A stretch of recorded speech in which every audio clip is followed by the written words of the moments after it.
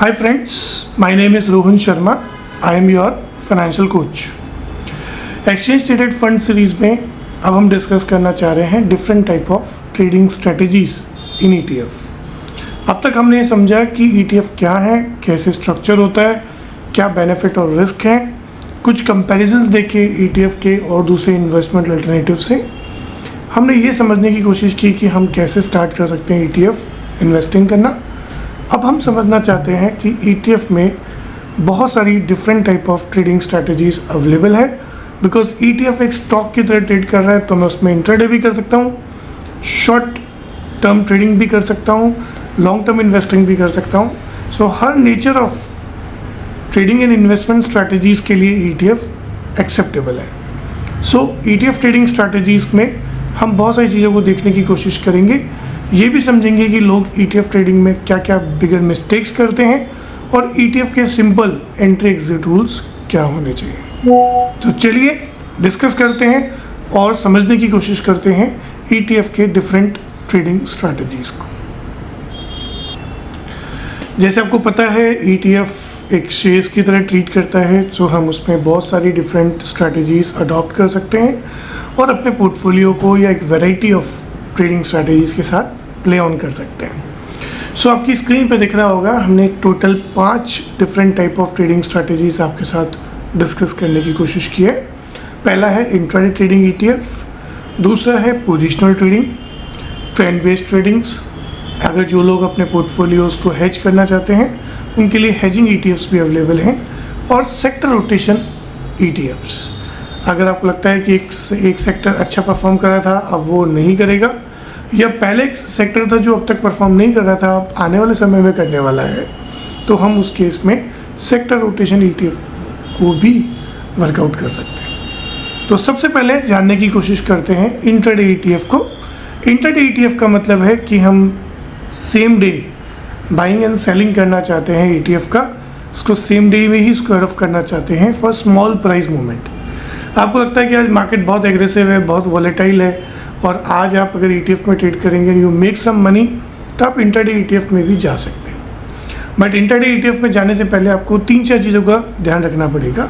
सबसे पहला, आपको हाई लिक्विड ETFs में जाना पड़ेगा, बिकॉज अगर आस्क और बिड का स्प्रेड ज़्यादा होएगा, वॉल्यूम ज़्यादा, टर्नओवर नहीं क्रिएट हो रहे होंगे, then you will feel trapped. दूसरा, शॉर्ट टर्म प्राइस मूवमेंट्स को टारगेट करने के लिए you can use intraday ETF। And third, आपको टेक्निकल एनालिसिस का बेनिफिट लेना पड़ेगा, उस एनालिसिस को यूज़ करना पड़ेगा टू ट्रेड ETFs। ये उन लोगों के लिए है जो कि कम समय में एक्टिवली ट्रेड करके ETF से पैसा बनाने की कोशिश कर रहे हैं। दूसरा ट्रेडिंग हमारे पास ETF आता है, जिसको हम कहते हैं पोजिशनल ट्रेडिंग ETF, जो कि कुछ दिनों से कुछ सप्ताह तक के लिए जाएगा, जो कि फोकस्ड है ट्रेंड डायरेक्शंस के ऊपर, सपोर्ट एंड रेजिस्टेंस के ऊपर, और जो लोअर ट्रेडिंग फ्रिक्वेंसी को फॉलो करता है। तीसरा है ट्रेंड बेस्ड ट्रेडिंग्स, जो कि डायरेक्शनल मूवमेंट के साथ जा रहा है। हम कुछ इंडिकेटर्स, कुछ टूल्स को यूज़ करके ट्रेंड को पहचानने की कोशिश करेंगे, उसके डायरेक्शन को पकड़ने की कोशिश करेंगे, और जैसे ही डायरेक्शन असर्टेन होता है, हम उस दिशा में ETF को प्ले करने का कोशिश करेंगे। इसके अलावा चौथा स्ट्रैटेजी है हेज फंड्स। अगर आपको लगता है कि मार्केट आने वाले समय में अच्छा नहीं है, वो डाउनसाइड शो करेगा, तो हम गोल्ड ETF के साथ या डिफेंसिव सेक्टर ETF के साथ अपने पोर्टफोलियो रिस्क को कम कर सकते हैं। और सबसे लास्ट में आता है सेक्टर रोटेशन ETF। अगर आपको लगता है कि आपने आइडेंटिफाई कर लिया है बहुत ही स्ट्रॉन्ग सेक्टर को, जो आने वाले समय में बहुत तेज़ी से इंक्रीज़ करेगा, आपको लगता है कि आपने रोटेट और रीबैलेंसिंग को समझ लिया है, तो आप सेक्टर ETFs के थ्रू भी अपनी इन्वेस्टिंग को वर्कआउट कर सकते हैं। ये सारे वो ETF स्ट्रैटेजीज हैं जो डे टू डे बेसिस पे इन्वेस्टर्स या ट्रेडर्स स्मार्टली यूज़ करते हैं। अब कोशिश करते हैं इन सब ETFs को इंडिविजुअली समझने की, और किस तरह के लोग इस तरह की स्ट्रैटेजीज को अडॉप्ट करें, क्या ध्यान में रखें अपने माइंडसेट में, वो समझने की कोशिश करते हैं।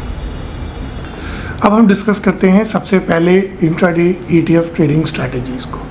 अगर आप शॉर्ट टर्म के लिए ट्रेड करना चाहते हैं, आप जल्दी से डिसीजंस करना चाहते हैं, और आप स्मार्ट एग्जीक्यूशन करना चाहते हैं, you are the experience trader, और आपको लगता है कि स्टॉक्स को सिलेक्ट करने से बढ़िया है मैं ETF के ऊपर ट्रेडिंग करूं, then this strategies belongs to you. बहुत सारे different type of technical parameters है जिसको यूज़ करके आप इंट्राडे ETF स्ट्रैटेजीज वर्कआउट कर सकते हैं। जैसे आप मोमेंटम ब्रेकआउट स्ट्रैटेजी को यूज़ कर सकते हैं। अगर आपको लगता है कि ETF पहले दायरे में था और आज वो दायरा तोड़ रहा है due to some news events and volume participation, तो आप मोमेंटम ब्रेकआउट स्ट्रैटेजी यूज़ कर सकते हैं। दूसरा स्ट्रैटेजी है पुल बैक स्ट्रैटेजी। अगर प्राइस बहुत तेज़ी से ऊपर गया और अब वो कूल ऑफ हो रहा है, अब वो ठहराव दे रहा है, अब वो रुक रहा है, तो आप उस स्ट्रैटेजी के रुकने पे, थोड़ा फ्लैटर होने पे आप एंट्री कर सकते हैं और वापस से एक नया मोमेंट इंजॉय कर सकते हैं in pull back reversal strategy. Range bound trading, जब भी प्राइस अपने सेम बॉटम्स के पास हो, अपने दायरे की ट्रेडिंग में सबसे नीचे खड़ा हो, वहाँ आप रेंज बाउंड ट्रेडिंग्स भी कर सकते हैं। इसके अलावा मूविंग एवरेज क्रॉसओवर, क्योंकि ट्रेंड चेंज हो रहा है, सिग्नल्स चेंज हो रहे हैं, उसके कारण भी हम शॉर्ट मूविंग एवरेजेस के क्रॉसओवर्स पे भी ETF को ट्रेड कर सकते हैं। और सबसे आखिरी में आता है वॉल्यूम स्पाइक स्ट्रैटेजी। जहाँ भी आपको लगता है कि जिस ETF में वॉल्यूम बहुत ज़्यादा तेज़ी से अनयूजुअली बहुत हाई दिख रहे हैं, आप उसमें भी अपनी स्ट्रैटेजी अडॉप्ट कर सकते हैं। बस ध्यान रखना पड़ेगा कि जो भी आप इंट्राडे ट्रेडिंग स्ट्रैटेजी अपना रहे हैं वो हाईली लिक्विड होनी चाहिए, उसमें टाइट स्टॉप लॉस लगना चाहिए और आपके प्लान रेडी रहने चाहिए before enter into any trade. अब हम बात करते हैं पोजिशनल ETF ट्रेडिंग स्ट्रैटेजीज़ के ऊपर। एक ऐसी स्ट्रैटेजी जिसको आप होल्ड कर रहे हैं कुछ दिनों से, कुछ सप्ताह के लिए। सो मैं कह सकता हूँ 3 दिन से लेके 3 सप्ताह तक अगर आप किसी भी पोजीशन को होल्ड कर रहे हैं तो वो कहलाती है पोजिशनल ETF ट्रेडिंग स्ट्रैटेजी। ये एक ऐसी स्ट्रैटेजी है जो लॉन्ग टर्म भी नहीं है और बहुत ही इंट्राडे भी नहीं है। It is best for those people जिनके पास ज़्यादा समय नहीं है, वो मार्केट को ज़्यादा टाइम नहीं दे सकते और वो बहुत ज़्यादा फ्रीक्वेंट डिसीजंस नहीं करना चाहते, वो लोग पोजिशनल ETF ट्रेडिंग स्ट्रैटेजीज़ पे जा सकते हैं। वो डिफरेंट सेक्टर्स को, डिफरेंट इंडाइसेस को स्टडी करते रहते हैं। जब भी वो मेजर सपोर्ट्स पे आता है वो सपोर्ट को आइडेंटिफाई करते हैं और ETF के ऊपर एक अपसाइड के लिए ट्रेड करने की कोशिश करते हैं। जैसे ही वो ट्रेड कर रहे हैं वो पेशेंस के साथ होल्ड करना चाहेंगे उसे कुछ दिनों के लिए और एक प्रॉपर स्टॉप लॉस और प्रॉपर टारगेट के साथ अपनी कैपिटल को प्रोटेक्ट करते हुए, अपने प्रॉपर रिस्क मैनेजमेंट को यूज़ करते हुए वो इसमें ट्रेड करने की कोशिश करेंगे। इस तरह की ट्रेडिंग्स आप देखेंगे कि 1 सप्ताह में या 2 सप्ताह में वो 5 से 6 ट्रेड्स लेते हैं और शांति से 2-3 सप्ताह के लिए अपनी पोजीशंस को होल्ड करते हैं और अपना एक अच्छा रिटर्न जनरेट करने की कोशिश करते हैं। उसे हम कहते हैं positional ETF trading strategy. Best strategies for non active traders. अब हम थर्ड ट्रेडिंग स्ट्रैटेजी की बात कर रहे हैं जिसे कहते हैं trend based ETF trading strategies. इसमें हम डायरेक्शन को फॉलो कर रहे हैं। जो भी स्टॉक्स अपनी डायरेक्शन नेगेटिव टू पॉजिटिव में शिफ्ट कर रहे हैं या जिनके ट्रेंड या मूविंग एवरेजेस पॉजिटिव की तरफ जारी है, हम उस ETF में, उस इंडेक्स या सेक्टर ETFs में इन्वेस्ट करना स्टार्ट करते हैं। ये डायरेक्शन के साथ में ट्रेड करने का वर्कआउट है जिसमें हम रिस्क भी मैनेज करते हैं, हम अपने प्रॉफिट्स को ट्रेल भी करते हैं और एक समय आने पे अपने प्रॉफिट्स का एग्जीक्यूशन भी करते हैं। सो एक perfect entry and exit only and only based on direction, based on trend और बेस्ड ऑन प्राइस मूवमेंट। उसके बाद में आता है फोर्थ स्ट्रैटेजी जिसे हम कहते हैं हेजिंग ETF ट्रेडिंग स्ट्रैटेजीज, जिसमें हमें कैपिटल को प्रोटेक्ट करना है, रिस्क को रिड्यूस करना है और अपने आप को डाइवर्सिफाई करना है जिससे नेगेटिव प्राइस मूवमेंट होने पे भी हमारे ऊपर कम से कम इम्पैक्ट आए। हेजिंग का मतलब ही होता है to curtail your losses, to reduce your losses, to create a condition जहां आप कंफर्टेबली अपने पोर्टफोलियो को स्टे कर सकते हैं। सो इस पर्टिकुलर पोर्टफोलियो का स्ट्रैटेजी का बड़ा ही सिंपल सा रीज़न है कि जो भी चीज़ इक्विटी पोर्टफोलियोज, इक्विटी मार्केट से अगेंस्ट में बेनिफिट करती हैं, हम उनको अपनी पोर्टफोलियो में जगह देते हैं। जैसे इन्वर्स ETFs जो कि नेगेटिव मूवमेंट होने पे हमें बेनिफिट करेंगे, गोल्ड ETF जो जनरली 90% ऑफ द टाइम्स वो इक्विटी मार्केट्स नेगेटिव होने पे हमें प्रॉफिटेबिलिटी देती है, या डिफेंसिव सेक्टर्स जैसे FMCG या फार्मा जो कि नेगेटिव होने पे उसमें गिरावट काफ़ी कम हो जाती है, हम उसी को ही यहाँ पे यूज़ करने की कोशिश कर रहे हैं। सो इन्वर्स या लो कोरिलेशन ETF को हम यूज़ करना चाहते हैं जिससे हम मार्केट रिस्क से सेट ऑफ कर पाए। हम डाइवर्सिफाई करना चाहते हैं ग्रो ETF से डिफेंसिव पे या दूसरे ऐसे प्रोडक्ट्स जो कि इन्वर्सली चलते हैं इक्विटी ETF से, और हम डाउनसाइड को भी क्या करना चाहते हैं, प्रोटेक्ट करना चाहते हैं। सो एक तरीके से ये इंश्योरेंस हो गया आपके नॉर्मल ETF ट्रेडिंग्स के अगेंस्ट में। इसके बाद में हम डिस्कस करना चाहेंगे सेक्टर रोटेशन ETFs को। आपको डिफरेंट मार्केट साइकिल्स को समझना पड़ेगा, इकोनॉमिक्स क्या चल रहा है, इकोनॉमिक एनालिसिस करना पड़ेगा, ये समझना पड़ेगा कि आने वाले समय में गवर्नमेंट का फोकस कौन से सेक्टर्स पे है और उन सेक्टर्स में आप कैसे हाई ग्रोथ एंजॉय कर सकते हो, that you have to look for. Sector के साथ साथ स्ट्रॉन्ग सेक्टर्स के रोटेशन को भी समझना पड़ेगा। सेक्टर रोटेशन समझने के लिए आप रिलेटिव रोटेशन ग्राफ को भी यूज़ कर सकते हैं या म्यूचुअल फंड्स को भी ट्रैक कर सकते हैं, बिकॉज वो भी सेक्टर्स को लगातार चेंज करते रहते हैं over the period of time. समय समय पे ट्रैकिंग परफॉर्मेंस को देखते हुए अपने पोर्टफोलियो को मॉनिटर करना पड़ेगा, रीबैलेंस भी करना पड़ेगा विद अदर सेक्टर्स, और हमेशा रिस्क को मैनेज करना बहुत ज़रूरी है। सो डाइवर्सिफाई करें अक्रॉस डिफरेंट सेक्टर्स, एक ही सेक्टर में पैसा ना लगाएं, अलग अलग सेक्टर्स में यूज़ करें, स्टॉप लॉस लगाएं और अपने कैपिटल को प्रोटेक्ट करने की कोशिश करें। सो सेक्टर रोटेशंस का की टेक अवेज है कि हमारा मेन फोकस मार्केट साइकिल्स पे है और आने वाले समय में जो सेक्टर्स बहुत एग्रेसिवली परफॉर्म कर सकते हैं हम उनको ढूंढने की कोशिश कर रहे हैं, और वो सेक्टर्स जो नेगेटिव टू पॉजिटिव की तरफ बढ़ रहे हैं या जो खराब स्थिति से अब इम्प्रूविंग स्थिति में बढ़ रहे हैं, हम उन सेक्टर रोटेशंस पे सेक्टर ETF के इन्वेस्टमेंट्स करना चाहते हैं। है ना बहुत ईजी। ये पांचों स्ट्रेटजीज आपको दे सकती है एक एज, आपको प्रॉफिटेबल बना सकती है और आपके रिटर्न्स को मैक्सिमाइज कर सकती है using this kind of strategies. अब हम चाहते हैं कि इन चारों स्ट्रेटजीज का एक क्विक कंपैरिजन हो जाए जिससे आप बिल्कुल कंफर्टेबली समझ पाएँ कि कौन सी स्ट्रैटेजी आपके लिए बेस्ट सूटेबल है। सो इन चारों strategies, intraday, positional, trend based और हेजिंग, इन चारों स्ट्रैटेजीज के डिफरेंशियल्स आपके स्क्रीन पे अवेलेबल हैं। हम इसको टाइम, नॉलेज, रिस्क, इन सभी के बेसिस पे डिफरेंशिएट या कंपैरिजन करने की कोशिश करते हैं। सो सबसे पहले टाइम के बेसिस पे इंट्राडे मतलब बहुत ही कम समय के लिए, बहुत ही छोटे समय के लिए हम ट्रेडिंग करना चाहते हैं।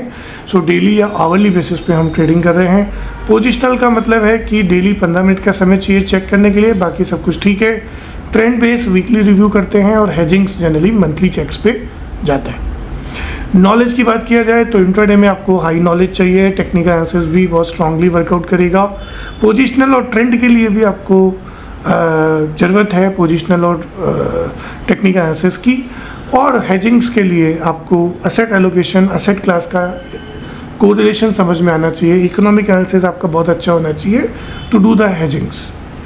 रिस्क लेवल देखा जाए तो इंट्राडे में सबसे ज़्यादा होगा, पोजिशनल और ट्रेंड में मीडियम रहेगा, और हेजिंग्स में तो वैसे भी लो रहता है बिकॉज ये अगेंस्ट काम करता है आपके इक्विटी ETF के। पोटेंशियल रिटर्न्स की बात करें तो इंट्राडे में आपको 10 से 20% का रिटर्न मिल सकता है, पोजिशनल में 5 से 20% पर ट्रेड, ट्रेंड में 10 से 25% पर ट्रेड, और हेजिंग जो है वो आपके एग्जिस्टिंग रिटर्न्स को प्रोटेक्ट करने के लिए बनाया गया है। So hedging is just like your insurance. Best ETF की बात करेंगे इंट्राडे में तो निफ्टी ETF या बैंक बीस ETF आपको मिलेंगे। पोजिशनल्स में आप सेक्टर ETF में जा सकते हैं, ट्रेंड बेस में आप निफ्टी ETF या ब्रॉडर इंडेक्स ETF में भी जा सकते हैं। हेजिंग ETF की अगर बात की जाए तो गोल्ड ETF या डिफेंसिव सेक्टर ETF या फिर लिक्विड बीस में भी आप अपना इन्वेस्टमेंट कर सकते हैं। इंट्राडे एक्सपर्ट्स रिकमेंडेशंस एक्सपर्ट्स के लिए रहेगा। इंटरमीडिएटरी आप रिक्वायरमेंट यूज़ कर सकते हैं पोजिशनल और ट्रेंड बेस ETF में, और हेजिंग्स में कोई भी हेजिंग्स अपना वर्कआउट कर सकता है, ऐसा कोई वर्कआउट नहीं है। अगर आप बिगनर हैं तो इंट्राडे आपके लिए अवॉइड है। पोजिशनल भी आप कॉशियस के साथ करें, पहले ट्रेंड बेस के साथ चलना स्टार्ट करें, और समय समय पे अगर आप हेजिंग भी करते हैं तो it is good for you. So बहुत ही क्लियरली है कौन इसको कैसे यूज़ करेगा और बिगनर को कैसे यूज़ करना है, that is very important for us. अब हम बात करते हैं वो कॉमन मिस्टेक्स जो लोग ETF ट्रेडिंग्स में करते हैं। सबसे पहले वो एक्सपेंसेस, ब्रोकरेज और उन रेशियोज़ को इग्नोर करते हैं, जिसके कारण हाई फीस होने के कारण उनका रिटर्न्स ईट अप हो जाता है बाय हाई एक्सपेंस रेशियोज़। दूसरा, without research, without technical analysis अगर वो होल्ड कर रहे हैं या इन्वेस्ट कर रहे हैं ETF में, then that will be a bigger mistakes. तीसरी बात, पास्ट रिटर्न्स को देख के चेस करने की कोशिश मत करिए, स्पेशली इन सेक्टर्स, क्योंकि जो सेक्टर्स अब तक बहुत अच्छा परफॉर्म कर रहे थे, ये गारंटी नहीं है कि वो आगे भी अच्छा परफॉर्म करेंगे। पुअर रिस्क मैनेजमेंट, कोई स्टॉप लॉस नहीं लेना, एसेट एलोकेशन नहीं करना, एक ही ETF में सारा पैसा डालना, ये सारा बैड पोर्टफोलियो मैनेजमेंट का, पुअर रिस्क मैनेजमेंट का सिग्नल है।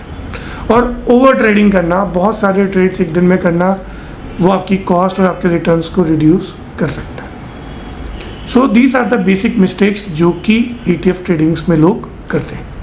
सो आज समझते हैं की टेकअवेज को। आज हमने समझा 4 या 5 तरह की trading strategies, intraday, positional, trend following, हेजिंग्स and sector rotations.